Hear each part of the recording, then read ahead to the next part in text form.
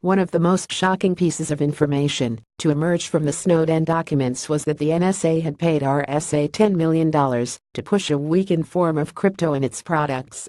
The big advantage for the NSA was that it made it much easier to decrypt messages sent using that flawed technology.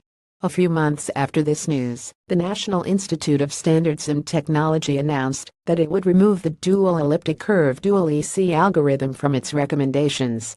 But of course, that's not the end of the story.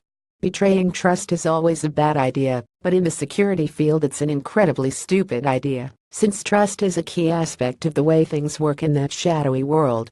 So it should come as no surprise that following the dual EC revelations, the world's security experts no longer trust the NSA. An international group of cryptography experts has forced the U.S. National Security Agency to back down over 2 data encryption techniques it wanted set as global industry standards, reflecting deep mistrust among close U.S. allies.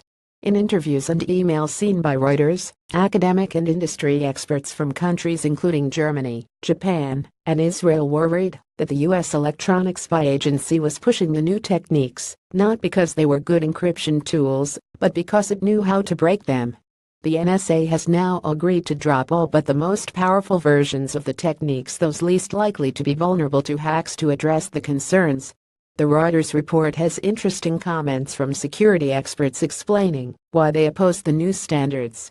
Concerns included the lack of peer-reviewed publication by the creators, the absence of industry adoption, or a clear need for the new approaches. There's also the intriguing fact that the UK was happy for the NSA algorithms to be adopted. Given the extremely close working relationship GCHQ has with the NSA, you can't help wondering whether the UK's support was because it too knew how to break the proposed encryption techniques, and therefore was keen for them to be rolled out widely.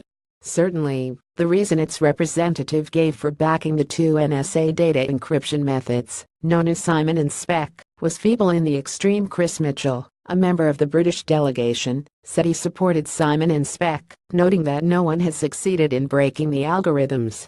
Moreover, it was only half true. The Reuters story says that academics have already had partial success in finding weaknesses, which surely calls for a cautious approach and more research, rather than simply accepting the proposal and hoping for the best. And even the British representative had to admit that his NSA mates had totally blown it. He acknowledged, though, that after the dual EC revelations, trust, particularly for U.S. government participants in standardization, is now non-existent.